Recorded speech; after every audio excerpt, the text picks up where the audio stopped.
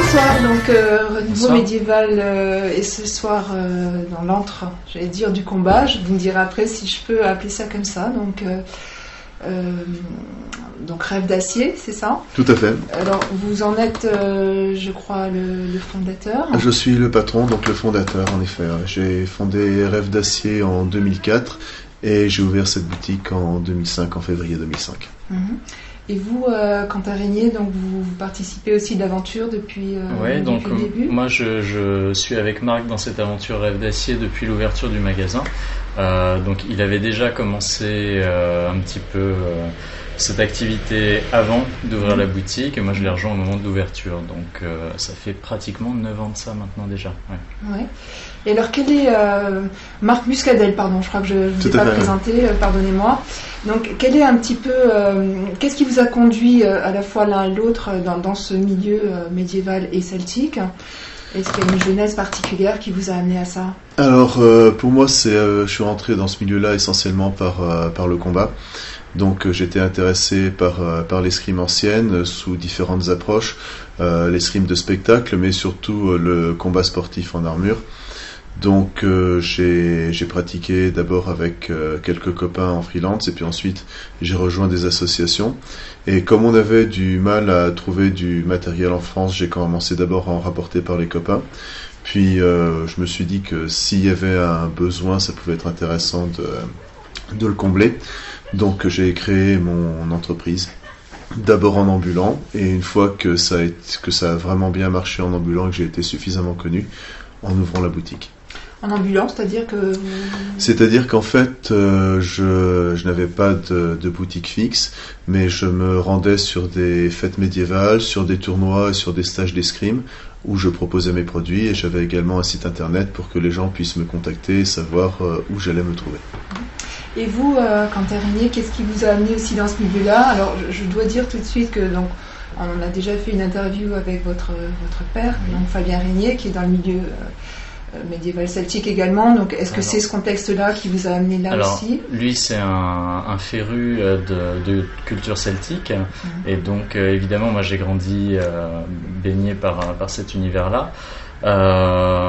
Ce qui m'a amené en fait assez jeune à m'inscrire dans une troupe de reconstitution celte, la première en France qui s'appelle les Enfants de Fine, ça ne nous rajeunit pas, c'était vers 96, et donc ça m'a permis de découvrir un peu ce monde de la reconstitution historique. Par la suite, grâce à cette expérience-là, j'ai rencontré une personne qui n'était pas Marc, qui souhaitait monter une boutique médiévale sur Paris. On a travaillé un petit peu ensemble et c'est dans ce contexte-là que j'ai fait la connaissance de Marc. C'était dans le cadre de soirées médiévales en fait qui avaient lieu au Cave Saint-Sabin, qui s'appelle la taverne médiévale. Et dans Marc, le 11e à Paris. Voilà, tout à fait, du côté de Bastille, où Marc tenait des stands assez régulièrement, puisque c'était avant la boutique, cette période d'ambulant dont on parlait. Et on s'est connus comme ça, et on a décidé donc de travailler ensemble sur le projet Rêve d'acier. Voilà. De fusionner. Donc, est-ce que c'est alors, tout à l'heure, je parlais de l'antre du combat. Est-ce que c'est approprié comme terme ou pas? À la base, l'aspect combat, c'est le cœur de l'activité de Rêve d'acier. Puis ensuite, on a un petit peu élargi. Mais... Au départ, c'est vrai que moi, ce que je vendais, c'était surtout des armes et des pièces d'armure, puisque je visais essentiellement un public de combattants. Et c'était surtout la partie sur laquelle j'avais le plus de connaissances, que ce soit historique ou ergonomique, puisque bon, c'était des objets dont je me servais. Ensuite, à partir du moment où j'ai voulu développer mon activité, il était clair que la vente d'armes et d'armures seule n'aurait pas été suffisante. Donc on a décidé d'élargir la gamme et de nous tourner aussi vers l'équipement civil. Puisqu'au niveau de la reconstitution historique, vous n'avez pas juste des gens qui se battent, mais des gens qui vont s'intéresser à plusieurs aspects de la vie quotidienne. Et donc ces gens ont besoin de matériel, et moi j'avais la possibilité de contacter des artisans qui pouvaient fabriquer ce que je leur demandais. On a donc élargi notre gamme d'une part vers les costumes, tous les accessoires en cuir, tels que les ceintures, les aumônières, les chaussures, et également vers de la documentation. essentiellement auprès d'une maison d'édition française, les éditions Emdal, qui publie beaucoup d'ouvrages sur le Moyen-Âge et qui publie également la revue Moyen-Âge, et également avec une maison d'édition anglaise qui publie les magazines Osprey qui sont consacrés à des corps d'armée à travers les siècles. Donc nous, ce qui nous intéressait, c'était la partie essentiellement de l'Antiquité jusqu'à la fin du Moyen-Âge.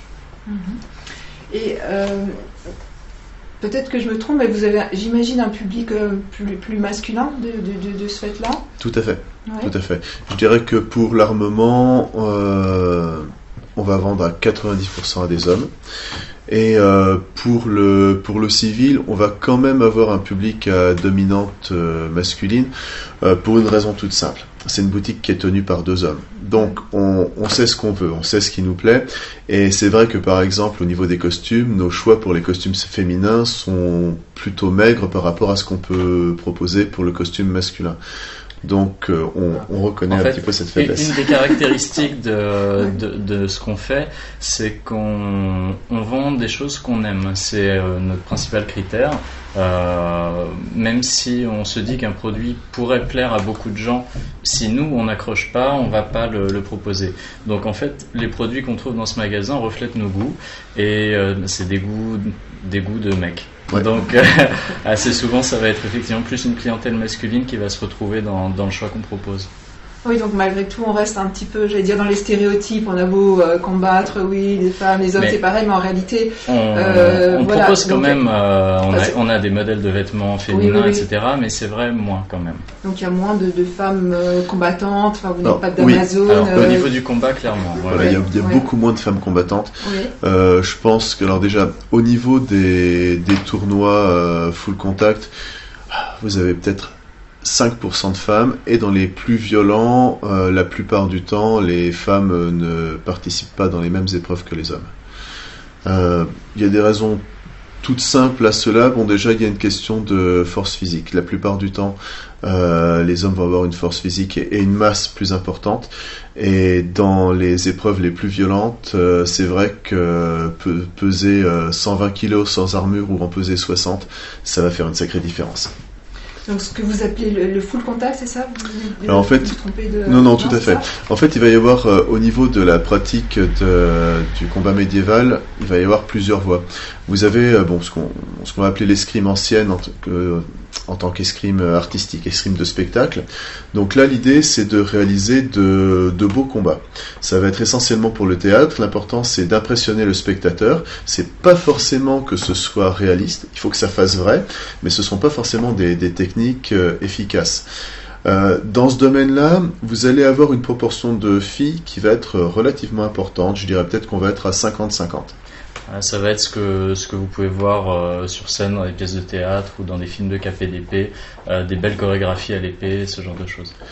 Ensuite, vous allez avoir l'escrime ancienne en tant qu'art martial, où là, l'idée, c'est une archéologie du geste. On travaille sur les traités qui sont parvenus jusqu'à nous, on décortique le geste, on essaie de comprendre les techniques. Ce ne sont pas des techniques qu'on peut appliquer facilement en opposition, parce que ce sont des techniques dont le but est de tuer ou d'incapaciter vraiment l'adversaire. Donc on a besoin d'un partenaire pour travailler, mais on ne va pas essayer d'appliquer la technique poussée jusqu'au bout, parce que sinon ça fait des dégâts. Et dans ce domaine-là, vous avez également une proportion de filles qui est relativement importante, moindre que chez l'escrime artistique. On va dire qu'on va être peut-être dans du 80-20. Ensuite, vous avez la partie sport de combat. Et là, il y a un gouffre. C'est-à-dire que lorsqu'on part dans la partie sport de combat, on passe au mieux à 5% de filles. C'est-à-dire que dans les tournois que je faisais autrefois, en général, s'il y avait une fille combattante, c'était bien. Et dans les expériences que j'en ai eues, elles avaient assez souvent un désavantage lié à la taille, parce que l'un des facteurs qui fait que vous allez toucher votre adversaire, c'est la longe. Et quand vous faites 1m90, vous avez donc une très très grande portée. Quand vous faites 1m60, vous avez 20 cm d'allonge en moins. Donc ça veut dire que le grand va pouvoir toucher le petit 20 cm plus tôt. Donc là c'est tout simple, mais les grands minces en général se débrouillent mieux. Et Pour les filles, c'est pas facile. Alors, il y en a qui le font, il y en a qui se débrouillent très très, très bien, mais en général, elles ont quand même quelques petits désavantages au niveau des combats. Et alors, pardon. Oui, non, donc juste au niveau donc de l'aspect martial de la reconstitution historique, c'est vrai que les filles, on va plus les trouver dans l'escrime de spectacle ou dans l'archerie aussi. Il y a beaucoup de filles qui s'orientent sur l'aspect archerie qui est plus facile, je pense, à appréhender pour une fille, en même temps quelque chose de très élégant. Enfin, voilà. Mais là, on sort du domaine de ce que nous, on peut proposer.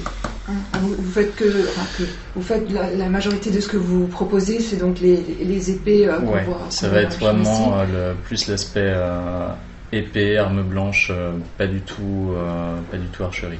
Donc là, on est dans notre optique habituelle, à savoir, ni Quentin ni moi ne tirons à l'arc. Donc, on ne serait pas capable de conseiller quelqu'un sur ce genre d'achat, savoir si le matériel est bon ou pas, ou savoir comment l'utiliser. Donc, dans le doute, on préfère ne pas en vendre et diriger les gens vers des fabricants qui, eux, seront plus à même de les conseiller. Ouais, c'est-à-dire qu'il y a une vraie démarche d'authenticité, c'est-à-dire que vous n'allez pas... Vous n'êtes pas des marchands, je crois que j'ai cru dire ça sur votre site. Vous n'êtes pas des marchands, vous êtes vraiment impliqués dans... On est des marchands, mais... On essaie d'être honnête avec nos clients. On a une honnêteté intellectuelle qui est... On essaie de la pousser vraiment, c'est-à-dire que il m'arrive des fois de dire à un client, non, faut pas acheter ça, pour vous, ça ne vous convient pas. Sans pour autant le diriger vers un autre objet que je pourrais lui vendre, mais lui dire non, ça va pas vous aller. Vaut mieux que vous alliez voir telle personne qui peut vous faire ce que vous voulez. Moi, je vais rien y gagner matériellement, mais c'est le genre d'attitude qui, je pense, contribue beaucoup à notre notoriété. Et vous continuez à faire des tournois ? J'ai plus le temps. En fait, j'ai continué à en faire jusqu'en 2008. J'en ai fait essentiellement entre 2003 et 2008. Ouais. Ensuite, comme notre entreprise marche vraiment très très bien, ça demande un très gros investissement en temps. Et ayant moins de temps pour m'entraîner, j'ai été obligé de lever le pied. J'en ai refait un petit peu l'an dernier à Montbazon. Ça va, j'avais pas trop perdu la main, mais bon, je me suis fait blesser pendant le premier combat, donc ensuite je suis resté sur mon stand. J'aimerais bien en refaire pendant que je suis encore debout, mais c'est pas évident. Ça demande vraiment une réelle implication physique pour sortir du lot, donc de s'entraîner plusieurs heures par semaine. C'est un petit peu dommage parce que maintenant je peux avoir accès à peu près à n'importe quel matériel, j'ai plus le temps pour l'utiliser. Mais alors ces tournois, qu'est-ce que c'est ? Ce sont des spectacles où ça se passe simplement entre initiés, vous reconstituez une bataille ou ça n'a rien à voir ? Il y a plusieurs aspects possibles. Vous avez la reconstitution de bataille qui peut être plus ou moins scénarisée. Ça peut être par exemple, comme en Angleterre, la reconstitution de la bataille d'Hastings où chacun sait à peu près ce qu'il a à faire, on sait que c'est tel groupe qui gagne. Les combats individuels, peuvent être un petit peu libres, mais globalement, ce sont les Normands qui vont gagner. Ça peut être aussi, comme c'est le cas à Azincourt, une bataille à l'époque d'Azincourt. Donc l'idée, c'est pas de recréer la bataille exacte. Donc il va y avoir d'un côté les Anglais, de l'autre côté les Français. Tout le monde se tape joyeusement dessus, et à l'issue, un camp gagne. Des fois ce sont les Anglais, des fois ce sont les Français. Donc là, c'est en quelque sorte une bataille ouverte. Au-delà des reconstitutions de bataille qui vont opposer un grand nombre de combattants, vous avez les tournois. Donc le tournoi, ça va être la plupart du temps du 1 contre 1, et ça peut être soit un événement relativement privé, sans public extérieur autre que des reconstituteurs. Ça va être par exemple dans le cadre, on va dire, d'un campement de 150 personnes fermé au public. Vous allez avoir un tournoi, et les seules personnes qui vont y assister sont les gens qui participent à ce campement. Ça peut être aussi un tournoi qui s'intègre à l'intérieur d'une fête médiévale, et dans ce cas, le tournoi sera ouvert au public en tant que spectateur. Ça a lieu par exemple tous les ans à Provins. Maintenant, ils font en général un petit tournoi pendant la fête médiévale. Ah oui. Et l'idée, vous avez plusieurs sortes d'épreuves. Vous pouvez avoir des tournois qui vont faire du combat à pied et du combat à cheval. La plupart du temps, c'est plus du combat à pied, parce que c'est plus facile à mettre en place et ça demande moins d'espace que du combat à cheval. Ensuite, ça va être un aspect sportif. Vous allez aussi avoir des spectacles de tournois, mais la différence, c'est que le tournoi n'est pas quelque chose de chorégraphié, prévu à l'avance. C'est un événement sportif avec quelqu'un qui gagne parce qu'il était meilleur que les autres. et les spectacles qui, eux, sont chorégraphiés. Et l'issue est scénarisée. Si vous allez 2 fois de suite voir le spectacle, ce sera exactement la même chose à chaque fois. Alors, question peut-être naïve, est-ce qu'on frappe vraiment Oui. Oui. On frappe dur, on frappe fort. L'idée, c'est que lorsque vous combattez en tournoi, il faut que l'arbitre puisse voir votre coup. Donc, il faut que le coup soit franc, bien appuyé, mais c'est pas la peine d'utiliser de la violence excessive. D'une part parce que on a une vie au-delà de ça et que le lundi matin, après le tournoi, on va refaire autre chose, donc c'est bien d'avoir tous ses doigts, pas trop de fractures. Et puis parce que le bonhomme en face, la plupart du temps, c'est un copain, donc on préfère garder de bonnes relations avec lui. Donc il faut que le coup soit bien porté pour qu'il soit validé par l'arbitre, mais il faut pas non plus essayer de détruire le bonhomme en face. Alors c'est vrai que de temps en temps, il y a des gens qui sont un petit peu trop portés par leur enthousiasme et qui ont la main un peu lourde, mais d'un autre côté ça reste un sport de combat et on a beaucoup moins de dégâts qu'en boxe par exemple, parce que nous on porte des armures quand on se prend des coups. Et voilà, paradoxalement ça peut paraître plus violent parce qu'on utilise quand même des armes qui sont finalement des barres de métal qu'on se balance au travers de la tête, mais il y a des protections adéquates évidemment. Oui. Le niveau de protection de nos armures est à peu près équivalent à ce qui pouvait se faire à l'époque. C'est-à-dire que l'armure, elle est censée protéger le chevalier au maximum, et ça va être pareil pour nous. Le type d'escrime qu'on utilise, c'est une escrime qu'on appelle une escrime de taille, c'est-à-dire on va donner uniquement des coups de tranchant. Or l'armure, elle est conçue justement pour protéger de ce genre de coups. On interdit les coups de pointe qui, eux, pourraient passer au défaut de l'armure, par exemple dans la visière, sous les bras, à l'entrejambe, et qui, eux, même si nos armes sont arrondies, pourraient faire des dégâts, on s'interdit de les porter. Alors, des fois, ça peut arriver. En général, c'est involontaire. Ça va plus être l'un des adversaires qui tend son arme pour menacer et l'autre qui glisse et qui tombe dessus. Mais les estocs volontaires, on essaie de les éviter parce que c'est dangereux. Et alors, à chaque fois, il y a un arbitre ou parce que même quand on imagine les batailles de reconstitution, il y a alors plusieurs en général même. Ouais. Ah oui. Alors, il va y avoir plusieurs possibilités. Lorsqu'il s'agit d'un tournoi, donc du 1 contre 1, vous avez en général un arbitre et éventuellement des assesseurs, parce que c'est bien qu'il y ait plusieurs points de vue. Par exemple, si l'arbitre se trouve de mon côté droit, et comme je suis droitier, il va voir plus facilement mes coups que les coups de mon adversaire. Donc c'est bien qu'il y ait une personne de l'autre côté pour éventuellement signaler que mon adversaire m'avait touché avant. Dans les batailles, la plupart du temps, c'est de l'auto-arbitrage. Donc les règles sont, si tu prends un coup, tu tombes, ou alors au bout du 3e coup, tu tombes, et on compte sur l'honnêteté de chacun pour jouer le jeu. Vous avez certaines batailles qui, pour des raisons de sécurité, vont comporter ce qu'on appelle des maréchaux, c'est-à-dire ce seront des participants qui sont clairement identifiés, qui sont non combattants, mais qui pourront éventuellement régler un conflit. Si par exemple ils s'aperçoivent que quelqu'un s'est fait toucher, voire toucher de multiples reprises et qu'il ne tombe pas, ils vont lui donner un petit coup de bâton sur la tête ou alors lui mettre au bout d'un bâton une cloche en tissu pour dire « toi tu tombes ». Éventuellement pour éviter que quelqu'un s'emporte un petit peu trop et calmer le jeu. Ça va plutôt avoir lieu dans des batailles non scénarisées, comme ça peut être le cas en Europe de l'Est où lorsqu'on prend un coup on tombe pas, on tombe lorsqu'on s'est pris tellement de coups qu'on a incroyablement mal ou qu'on est sonné ou alors qu'on a été jeté au sol. Donc là les arbitres sont là pour vérifier la sécurité des gens qui sont tombés au sol, éventuellement pour éviter que l'un d'eux ne se relève, puisqu'à partir du moment où on est au sol, on n'est pas censé se relever. Je crois qu'on a évoqué avec vous les mythes concernant les armes, les armures, etc. Donc est-ce que c'est aussi lourd qu'on le dit Alors, c'est beaucoup moins lourd que ce que pensent la plupart des gens. On a souvent des visiteurs qui passent dans la rue, qui sont étonnés de voir un magasin comme le nôtre et qui rentrent un petit peu regarder tout ça et en parler avec nous. Et ils sont effectivement pleins d'images d'Épinal concernant tout ce qui touche au Moyen-Âge et surtout les armes et les armures. Beaucoup de gens sont persuadés que c'était des choses qui étaient quasiment importables, inutilisables, tellement c'était lourd. Évidemment, c'est pas le cas. L'idée dans un combat en général, c'est d'avoir l'arme la plus maniable et rapide possible. Donc évidemment, une épée, ça pèse pas 20 ou 25 kilos comme ce que certaines personnes ont en tête. Sinon, évidemment, on pourrait rien faire avec. Je pense que c'est des images qui viennent d'Hollywood et de films de KPDP dans lesquels on voit des combattants qui lèvent avec peine leur arme en donnant des coups ça très lourds, très lents, parce qu'il faut donner une image de quelque chose d'un petit peu spectaculaire, des combats qui traînent en longueur pour les besoins des effets dramatiques du film. Mais évidemment, dans la réalité, ça va très vite. Un combat, c'est réglé en quelques instants, et une épée, c'est très maniable. En moyenne, nos épées font dans les 1,5 kg. Oui, c'est très léger finalement. Et encore, à 1,5 kg, il faut voir que nos épées sont des armes qui ne sont pas tranchantes. Pour des raisons de sécurité, nos tranchants font 3 mm d'épaisseur.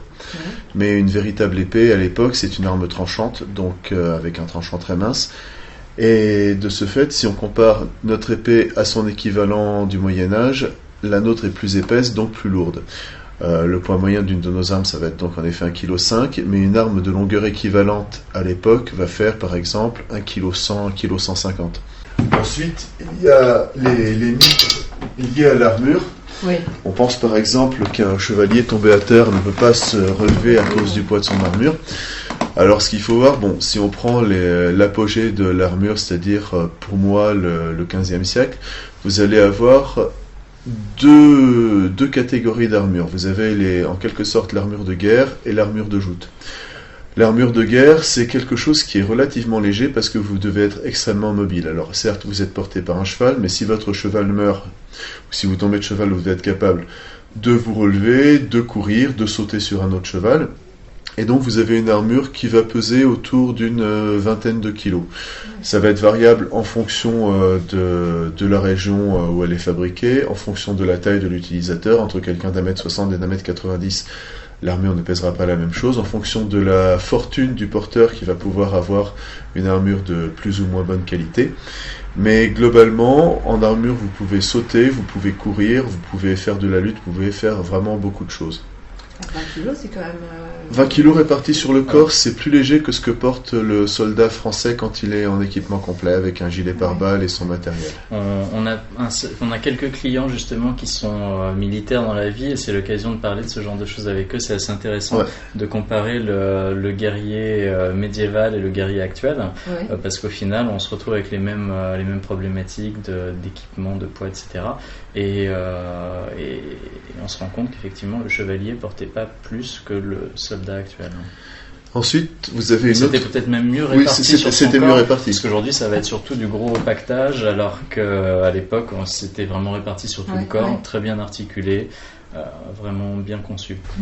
Alors, vous disiez l'apogée de l'armure, vous le situez à peu près au 15e siècle, ce qui veut dire qu'est-ce qui se passait avant? En fait, il y a une évolution dans la technologie. Si on prend l'armure au Moyen-Âge, le Moyen-Âge c'est une très grande période puisque ça dure 1000 ans, du 5e siècle jusqu'au 15e siècle.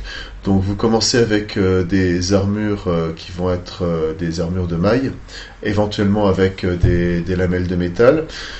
Et ça va être à peu près comme ça jusqu'au 13e siècle. Et à partir du XIIIe siècle, on va rajouter de plus en plus de plaques de métal, que ce soit au niveau des jambes, au niveau des bras, des épaules. On va ajouter au fil des siècles des plastrons. On va remplacer la maille, qui est une protection souple, par la plate, qui est une protection dure, et donc par de la plate articulée. C'est-à-dire qu'on n'aura plus de côte de maille, par exemple Alors, la côte de maille existera toujours, mais le combattant qui a les moyens va prendre une armure rigide, pour plusieurs raisons. La côte de maille est une armure qui est relativement pesante, parce qu'en fait, le poids est essentiellement porté par les épaules, et un petit peu au niveau de la taille, tandis que le poids de l'armure de plate est entièrement distribué sur le corps. Ensuite, l'armure de plâtre offre une meilleure protection. Si vous prenez par exemple un coup de pointe sur une côte de maille, la pointe rentre, et si elle réussit à éclater un anneau, ça rentre et ça va faire, évidemment, les lésions que peut faire une pointe rentrant dans le corps. Pour qu'une pointe puisse rentrer dans une armure rigide, il faut que la pointe arrive perpendiculairement pour avoir une chance de percer. Si elle n'arrive pas perpendiculairement, elle glisse. Donc c'est quelque chose qui est particulièrement intéressant, parce que si vous prenez quelqu'un qui est en armure de plate ou quelqu'un qui est en côte de maille et qui se prenne des tirs d'archer, la personne qui est en armure de plate va avoir une meilleure résistance aux flèches, par exemple. C'est quelque chose qui est particulièrement intéressant à partir du XIVe siècle, où les Anglais généralisent les grandes formations d'archers sur les champs de bataille. Donc là, ça fait une sérieuse différence. Ça va se voir aussi au niveau des casques qui vont être particulièrement profilés pour dévier les flèches et les coups de lance. Un casque typique de la fin du XIVe siècle, c'est le bec de passereau, c'est-à-dire celui qui se termine. Je n'en ai hélas pas ici, mais c'est un casque qui se termine en pointe. Oui. Donc, lorsque vous allez vous prendre des flèches dans la tête, il y a toutes les chances que la flèche en arrivant glisse tangentiellement sur votre casque. Il en va de même pour un coup de lance. Donc ça va être un sérieux avantage au niveau de toutes les pièces d'armure par rapport à la maille. Et alors parce que je vois, vous appelez ça des casques, est-ce qu'on appelle ça aussi des aumes ? Tout à fait. Alors oui. Le terme de aume en général va désigner un certain type de casque. Oui. Je vais en chercher un.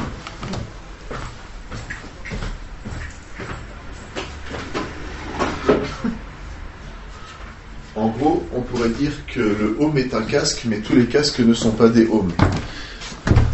Quand on parle de aume, on va surtout parler de ce genre de casque, c'est-à-dire un casque plus ou moins cylindrique et qui recouvre totalement la tête du porteur, qu'on va pouvoir opposer par exemple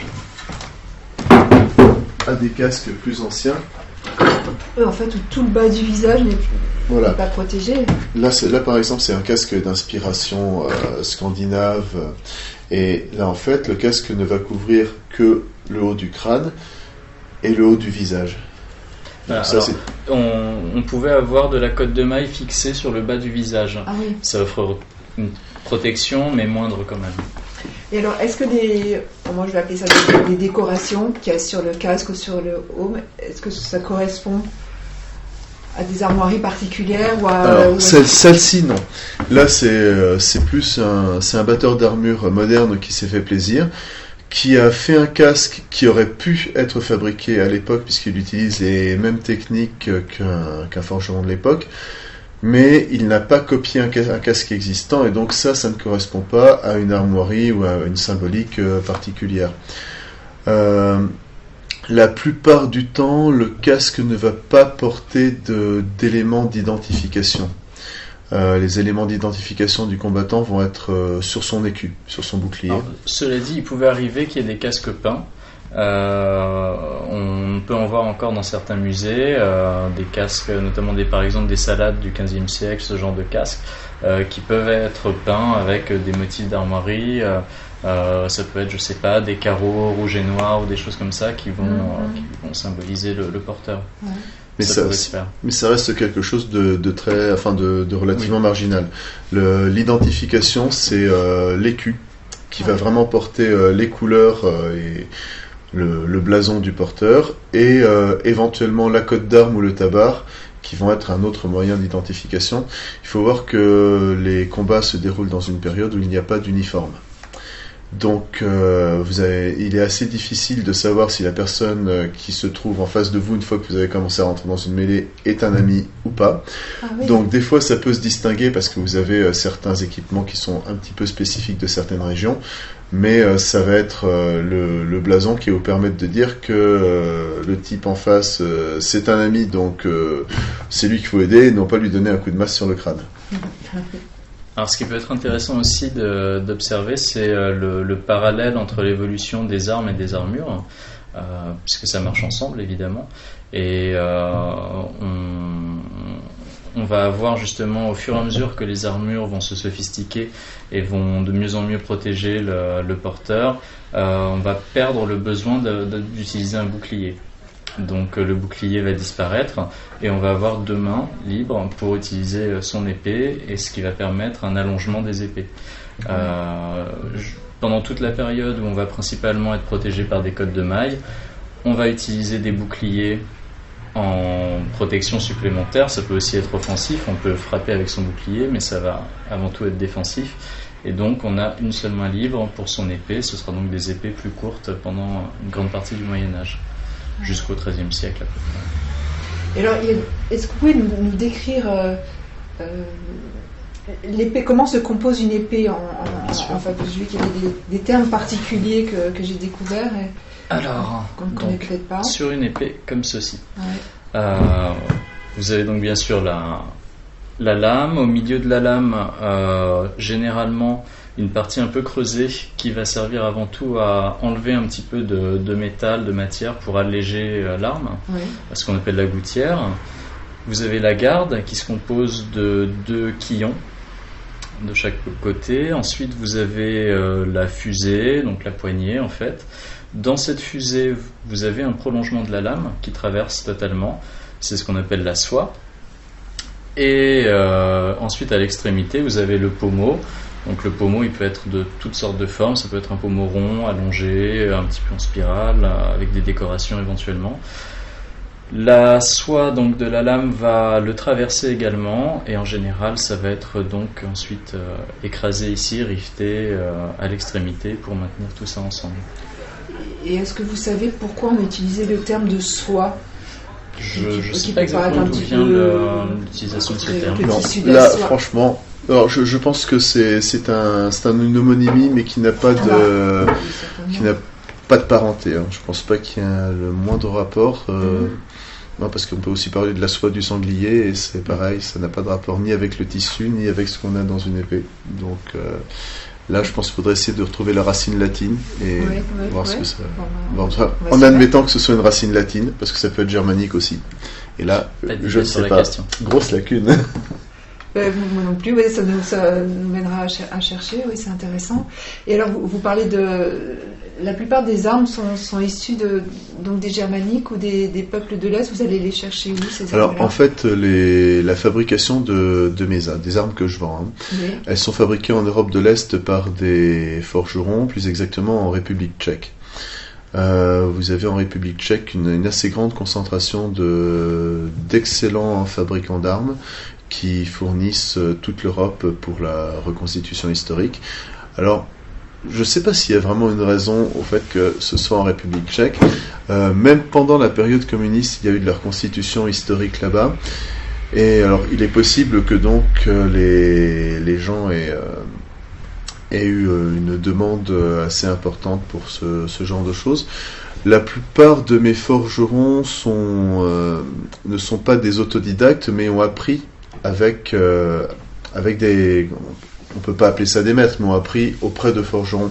Vous en avez certains d'entre eux qui sont forgerons de père en fils depuis plusieurs générations, mais c'est pas systématiquement le cas. L'un d'entre eux, par exemple, était au départ un ingénieur métallurgiste qui faisait du rallye et qui devait, pour ses voitures, de temps en temps fabriquer des pièces lui-même.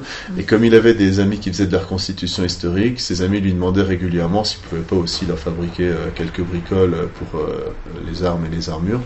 Et il s'est par ce biais intéressé à la reconstitution historique, il est devenu passionné d'histoire, et c'est actuellement mon principal fabricant d'épées. Est-ce que c'est la forge à l'ancienne ? On imagine. Alors, pas toujours. C'est-à-dire qu'en fait, j'ai essentiellement 2 forgerons qui vont fabriquer mes armes, donc cet ingénieur métallurgiste et un autre.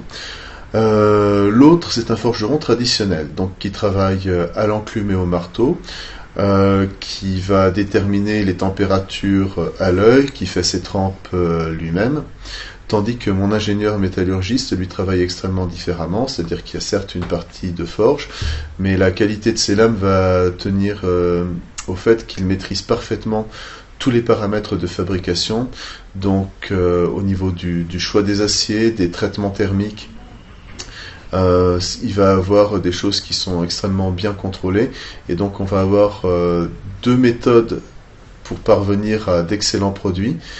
qui vont avoir des qualités assez semblables, mais par des biais différents. Et est-ce qu'il y a d'autres corps de métier anciens, traditionnels, qui interviennent dans la fabrication des épées ? Oui, par exemple, il va y avoir le travail du cuir. Par exemple, j'ai un artisan qui est spécialisé dans la fabrication de fourreaux.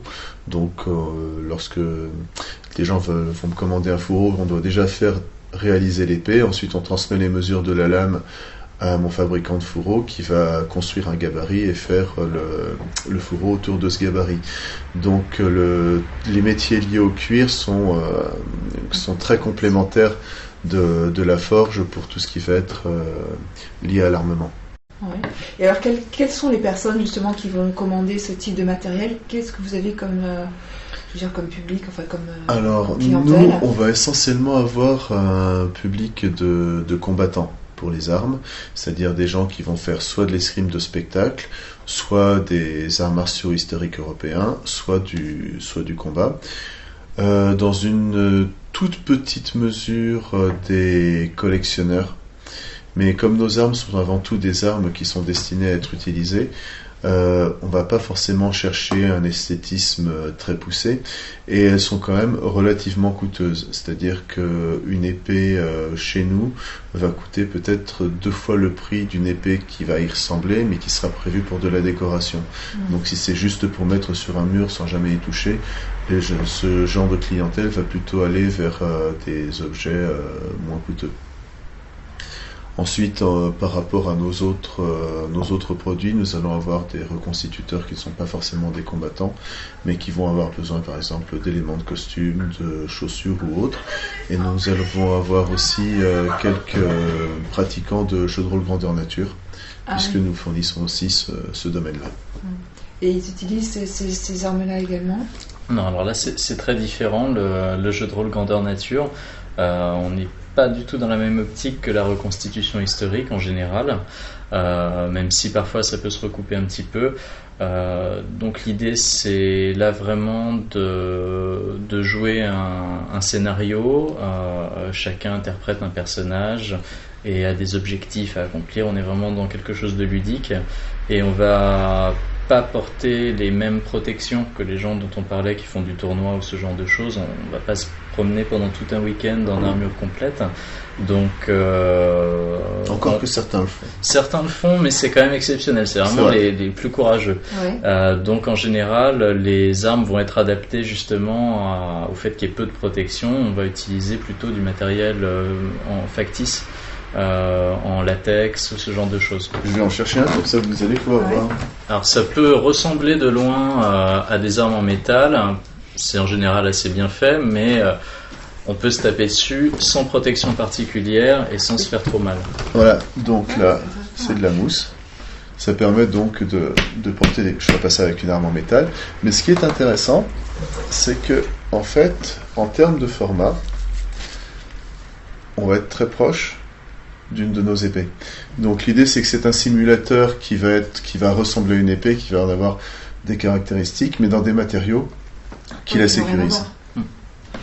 Oui, j'imagine de toute façon il y aura une législation qui entoure l'utilisation des armes. Oui, bien sûr. Il n'y a pas de règlement qui au niveau du jeu de rôle grandeur nature, chaque organisateur est libre de faire ce qu'il veut en termes de réglementation, mais c'est simplement du bon sens. C'est-à-dire qu'on ne fait pas de jeu de rôle grandeur nature avec des armes en métal parce que c'est trop dangereux.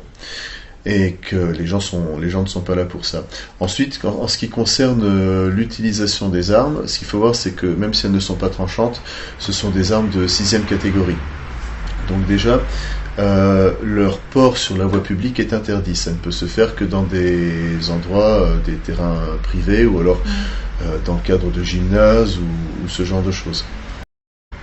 Et alors, est-ce que la filmographie qu'on a à l'heure actuelle influence les demandes que vous avez? Est-ce qu'on vient vous dire je veux le casque de Conan le Barbare, je veux l'épée de Lancelot, C'est clair que le cinéma est extrêmement important par rapport au monde de la reconstitution historique. Je pense qu'il y a beaucoup de gens, peut-être nous les premiers, qui serions pas dans ce milieu-là si on n'avait pas, quand on était enfant, rêvé devant des films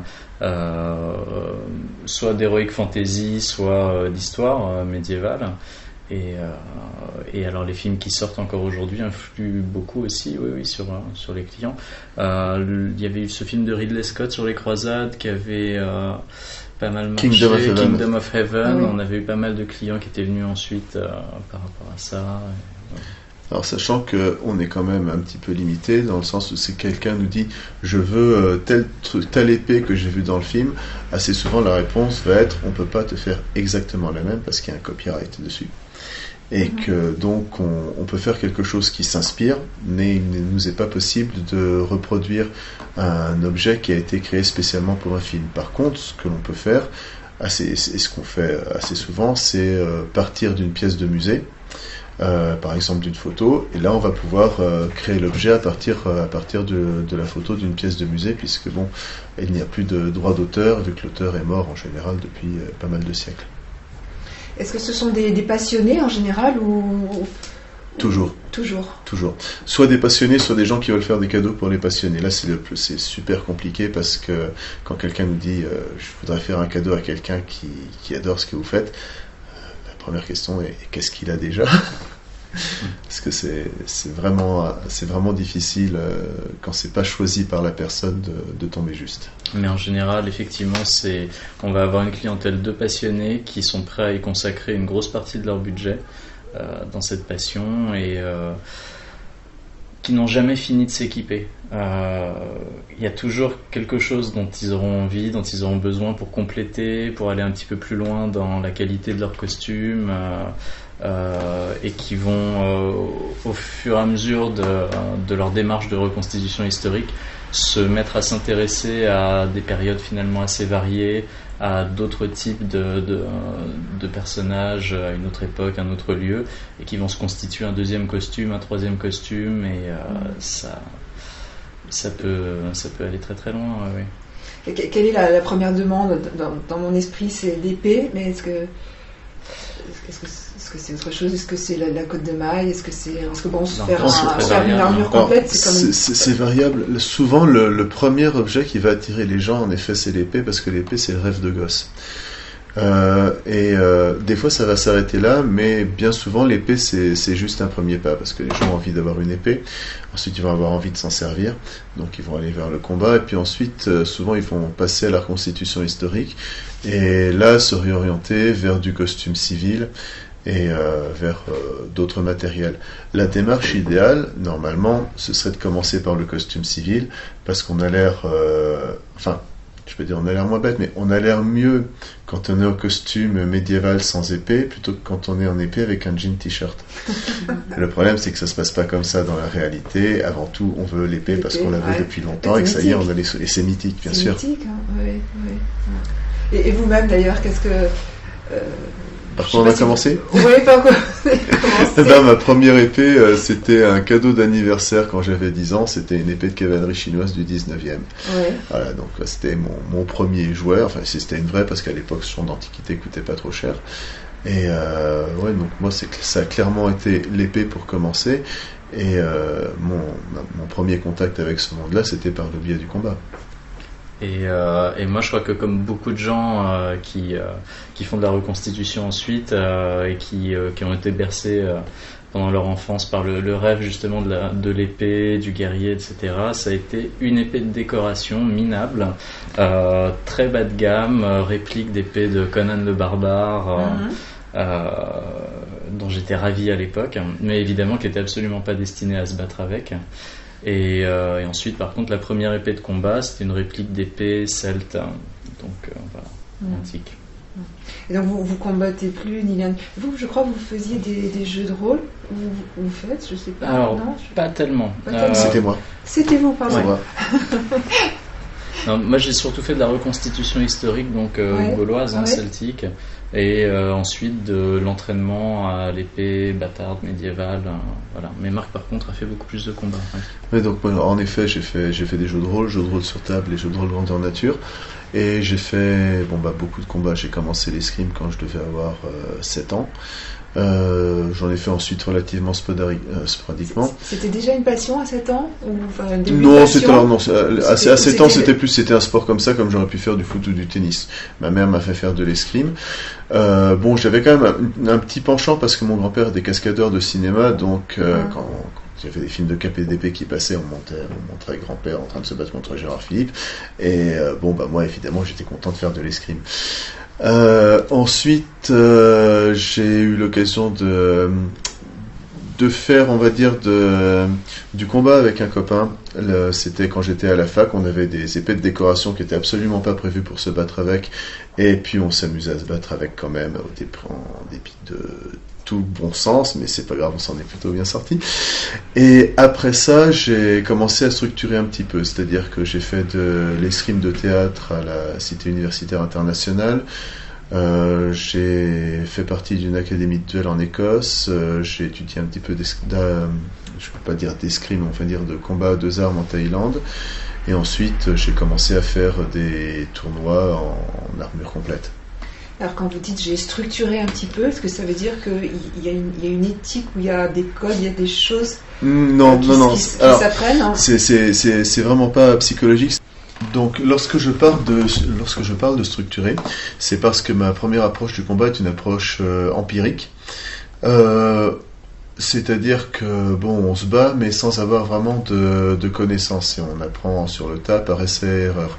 À partir du moment où j'ai eu l'occasion d'être cadré par un maître d'armes, ça m'a permis de corriger des défauts et d'améliorer mes techniques, mes positions, mes placements de jambes, mes déplacements, chose qu'il est difficile de faire lorsqu'on n'a pas un regard extérieur qui peut justement critiquer et dire ça tu le fais mal, ou alors ça tu le fais, ouais ça passe, mais ça passerait mieux si tu le faisais comme ça. Donc c'est justement l'apport de l'œil extérieur du maître d'armes qui est très important là-dessus. Il y en a beaucoup, ça passe. Donc c'est maître d'armes, comment ça se passe? C'est une profession à part entière. Tout à fait. C'est une profession à part entière qui est très encadrée. Donc il y a un brevet d'État. Actuellement, le maître d'armes, c'est essentiellement de l'escrime moderne, donc aux 3 armes, à savoir fleuret, sabre et épée, et qui peut être complété éventuellement par une formation à l'escrime ancienne, essentiellement donc escrime de spectacle, mais de plus en plus de maîtres d'armes s'intéressent à l'aspect martial des armes anciennes et profitent justement de leur diplôme pour pouvoir entraîner légalement les gens dans ce cadre. Et est-ce que les gens donc, qui viennent acheter des armes, est-ce qu'ils vont faire une démarche entre guillemets historique, c'est-à-dire se reporter dans des traités, dans des manuscrits, dans des ouvrages Certains, mais pas tous. C'est-à-dire que certains sont justement intéressés par quelque chose d'extrêmement carré, et donc vont partir soit vers des associations qui enseignent ce genre de choses, soit vers les traités, essayer de développer, de retrouver les techniques par eux-mêmes. Les AMHE, voilà, ce qu'on appelle les arts martiaux historiques européens, AMHE. C'est quelque chose qui se développe pas mal ces derniers temps, et donc là c'est vraiment une étude très historienne justement des traités de combat qui nous sont parvenus. Et quand vous dites ça se développe, vous connaissez pourquoi ça se développe plus maintenant que... Je sais pas, c'est peut-être dans l'air du temps. Alors il y a de plus en plus de gens qui étudient justement, qui se penchent vraiment sérieusement sur l'étude de ces traités. Il y en a quelques-uns qui commencent à être traduits en français, vraiment étudiés. Récemment, il y a donc le traité de Maître Vadi, donc c'est un Italien du XVe siècle qui vient d'être traduit et publié en français. Et donc il y a des associations qui utilisent ces traités historiques pour essayer de retrouver les gestes le plus parfaitement possible des guerriers de l'époque. L'une des raisons aussi du développement, c'est la mise à disposition plus facile des informations. C'est-à-dire que les manuscrits sont maintenant scannés par les grandes bibliothèques et consultables en ligne. Et des choses qui autrefois, qui il y a 50 ans auraient demandé une autorisation auprès d'un bibliothécaire pour pouvoir regarder le manuscrit, le microfilmer et qui auraient été à l'échelle d'une seule personne, maintenant peuvent être diffusés par Internet. Donc on a beaucoup plus facilement accès à l'information, on peut communiquer entre chercheurs, partager des conclusions, confronter des points de vue. Donc ça permet évidemment de toucher beaucoup plus de gens qu'autrefois. Il y a toujours eu des gens qui s'intéressaient à l'escrime ancienne. Par exemple, vous avez au 19e siècle Sir Alfred Hutton en Angleterre qui s'y intéresse, qui rédige un traité sur le duel.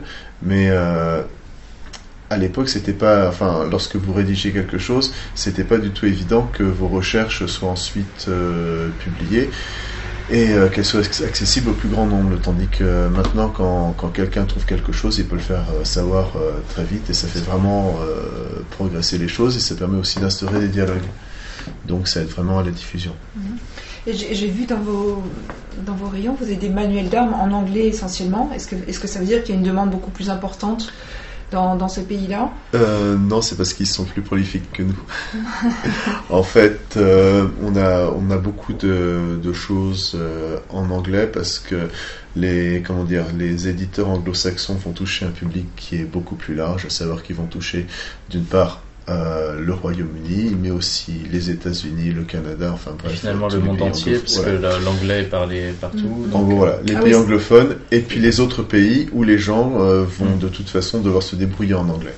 Tandis qu'un livre qui va être édité en français touchera la France, un petit peu la Suisse, un petit peu le Canada et la Belgique. Mais donc, c'est beaucoup moins rentable pour un éditeur français d'éditer un livre vers notre public que pour un éditeur anglo-saxon. Et vous parlez, je me souviens vous évoquiez le côté itinérant. Vous continuez donc, j'imagine, de faire des fêtes médiévales. On s'est rencontrés ici au Salon de Pontoise. Donc, comment ça se passe? Vous gardez quand même cette base-là, évidemment, ou vous fermez par moment et vous faites des tournées Alors, en fait, on ne ferme pas le magasin qui est ouvert, enfin, sauf très exceptionnellement, mais on garde toujours du mardi au samedi toute l'année. Et en ce qui me concerne, une vingtaine de week-ends par an, je vais sur des festivals médiévaux. Donc ça va du sud de la France jusqu'à l'Écosse, de la Bretagne jusqu'à la Pologne. Je vends mes produits et quand je peux trouver des choses intéressantes, j'en achète pour les ramener au magasin. Et est-ce qu'il y a une réceptivité plus forte dans certains pays plus que d'autres ? Non, je pense que l'enthousiasme est à peu près le même un petit peu partout. Évidemment, lorsque j'arrive dans un endroit où les gens ne connaissent pas, il y a le côté découverte et c'est génial. Parce que, allez, je suis assez fier de mes produits et lorsque les gens les trouvent, en général, ils les aiment bien. C'est du moins l'impression que j'ai eue lorsque je suis allé en Écosse cette année. C'est la première fois que j'y allais et j'ai eu énormément d'enthousiasme.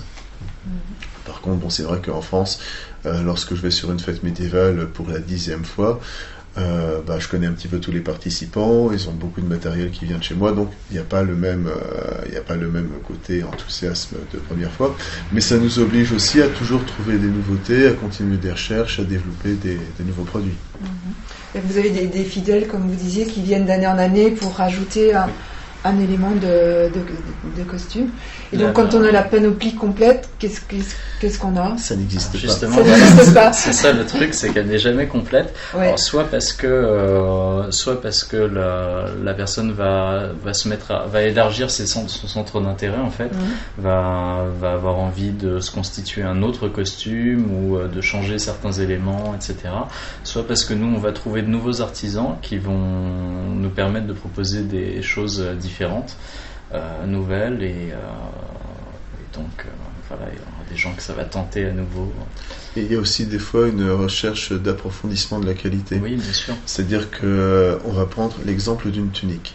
Vous pouvez avoir une tunique, un déguisement en polyester. Vous pouvez avoir ensuite une tunique en matériaux plus naturels, on va dire en coton. Ensuite, vous pouvez avoir une tunique en lin cousue à la main. Et ça peut aller jusqu'à, je vais prendre donc l'exemple extrême, c'est une de mes amies qui a acheté une toison de mouton, qui l'a lavée, cardée, qui a filé sa laine, qui a tissé son étoffe, qui l'a teintée, qui l'a coupé, cousu et qui s'est fait sa robe. Ça lui a pris un temps incroyable. Ça ne correspond pas non plus à une démarche... ça ne restitue pas ce que faisait quelqu'un autrefois, parce que ces différentes étapes étaient faites par des personnes différentes, mais pour elle, ce qui était intéressant, c'était de connaître et de maîtriser toutes les étapes de la matière brute jusqu'au produit final. Et évidemment, ce genre de produit final-là, c'est l'objet ultime, parce que c'est la reconstitution exacte de l'objet d'autrefois. Mais ce niveau de qualité, c'est très très difficile à trouver, et ça coûte extrêmement cher, évidemment, parce que de nos jours, on compte le temps passé sur la fabrication d'un objet. Est-ce que ça veut dire que pour chacun, c'est une forme de quête de quelque chose à travers... Il y a un petit peu ça, un petit peu ça, bien sûr. Oui. Ensuite, chacun s'implique plus ou moins. Il y a des gens pour qui c'est toute leur vie, pour d'autres c'est juste un loisir, un hobby comme ça, auquel ils vont des fois juste se consacrer quelques années, voire quelques mois avant de passer à autre chose. Et pour d'autres, c'est vraiment, je ne vais pas dire leur raison de vivre, mais c'est leur passion dans laquelle ils vont engloutir des sommes extrêmement considérables. Et je pense que je pense que pour beaucoup de gens, effectivement, il peut y avoir un aspect un peu quête, mais qui va être différent selon chaque personne et qui peut prendre des aspects très, très divers. Ça peut être, par exemple, une quête de retrouver comment pouvaient vivre ses ancêtres en essayant de se documenter sur comment ça se passait dans ma région à cette époque-là. Ça peut être aussi une déconnexion du monde technologique actuel, retrouver la manière de faire historique avant le monde industriel, ce genre de choses. Enfin, ça peut être toutes sortes un retour à la simplicité, à l'origine des choses. C'est pas forcément savoir comment les choses sont faites plutôt que de les recevoir tout cru comme ça. Et pour vous, personnellement, est-ce qu'il y a une démarche particulière à travers... Alors, c'est difficile à dire parce que nous, en fait, c'est notre quotidien. Oui. Donc, on est dedans en permanence et c'est difficile de mesurer ça en étant dedans. Oui, c'est vrai. Comme on baigne dedans, il n'y a pas forcément justement ce côté quête. On a trouvé finalement. Oui, je dirais que par rapport à quelqu'un qui veut se constituer un costume, moi si j'ai envie de quelque chose, je claque des doigts et je l'ai. Mais je dirais que nous, ce qui va finalement nous motiver à continuer, nous intéresser le plus, c'est de faire des rencontres, de rencontrer sans cesse de nouveaux artisans talentueux qui vont nous émerveiller par leur création. Rencontrer des gens passionnants qui ont fait des recherches intéressantes, qui vont proposer des choses qui réussiront encore à nous faire rêver. Parce que nous, ce qui nous intéresse maintenant, c'est pas la possession de l'objet, parce que on a tout. Enfin, on a tout ce qu'on peut vouloir. Par contre, on est beaucoup plus sur la découverte, la recherche, donc la découverte de nouvelles données. Là, par exemple, j'en parlais tout à l'heure, en Finlande, il y a une tombe qui a été creusée par des archéologues. Ils ont trouvé une épée qui est complètement atypique, avec une épée viking dans la même tombe. Enfin, ce sont des objets qui sont normalement séparés d'environ 300-400 ans. Donc voilà, moi c'est ce genre de choses qui va particulièrement m'intéresser. J'aime bien tout ce qui va sortir de l'ordinaire pour l'époque. Par exemple, normalement, il est très très rare que des combattants se battent avec 2 armes. Il y a des gens qui disent que ça n'existait pas. Donc moi j'aime bien trouver toutes les preuves de ce genre de choses. Donc je fouine dans des représentations sur des plaques de décoration en métal, dans des enluminures et ce genre de choses. Donc moi c'est ça, c'est la recherche du petit aspect insolite qui actuellement est ma grande passion. Et toutes ces recherches, vous les mettez par exemple en ligne sur votre site que vous allez nous rappeler? Alors, oui, donc on a notre site rêvedacier.com avec tout ce qu'on propose. Oui. Et on essaye en général, à chaque fois qu'on ajoute un produit sur notre catalogue, de mettre un maximum d'informations qu'on a pu trouver dans nos recherches en rapport avec cet objet. Donc ça peut être par exemple une enluminure qu'on a trouvée dans nos documentations ou sur des bibliothèques d'enluminure mises en ligne, comme par exemple la BNF en France, mais dans tous les pays maintenant ça se fait. On va trouver une enluminure avec quelqu'un qui utilise un objet identique à celui qu'on va pouvoir proposer, ou une pièce de fouille qui a été retrouvée identique à ce qu'on propose. On essaye de donner le contexte aussi, comment c'était utilisé, par qui, un maximum d'éléments comme ça. Donc c'est intéressant parce qu'au final on se retrouve avec des objets qui ont une résonance dans le temps comme ça. D'accord. Vous auriez un mot à ajouter ou peut-être déjà donner l'adresse aussi de Rêve d'Acier. Oui, donc Rêve d'Acier, ma boutique, c'est au 7 rue Sophie Germain, dans le 14e arrondissement à Paris, au niveau du métro Mouton du Vernet, du mardi au samedi. Et vous pouvez voir nos informations sur notre site rêvedacier.com, rêve au pluriel. Oui, d'accord. Merci beaucoup, Marc. C'était un plaisir. Merci à vous. Et merci à vous, Quentin. Merci. À bientôt. Au revoir. Au revoir.